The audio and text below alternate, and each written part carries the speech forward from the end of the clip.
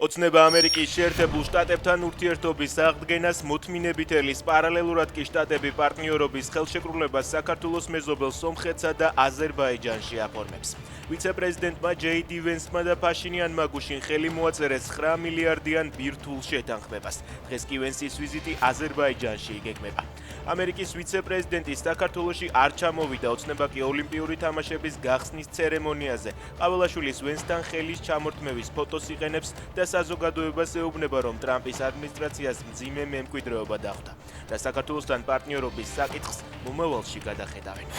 ამერიკა ევროპას ნატოს 2 სამეთაურო პუნქტის მართვას გადააბარებს. ამის შესახებ გამოცემა როიტერსის სამხედრო წყაროებზე დაყრდნობით წერს. მათი ინფორმაციით, გადანაწილების ფარგლებში ამერიკა მოკავშირეთა საჰაერო, საზღვაო და სახმელეთო სარდლობის მართვის პასუხისმგებლობას აიღებს.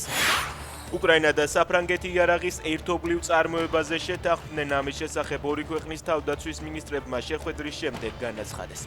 მხარეებს არ დაუკონკრეტებია თუ რა ტიპის იარაღის წარმოებას დაიწყებენ. იაპონია უკრაინისთვის იარაღის შესაძენად ნატოს პროგრამას შეუერთდება. ინფორმაციას იაპონიის საზოგადოებრივი მაუწყებელი ნატოს ოფიციალურ პირებზე დაყრდნობით ავრცელებს. იაპონია თანხებს მხოლოდ არალეტალური აღჭურვილობისთვის გამოყოფს, კერძოდ სარადარო სისტემებისთვის და ჯავშანჟილეტებისთვის.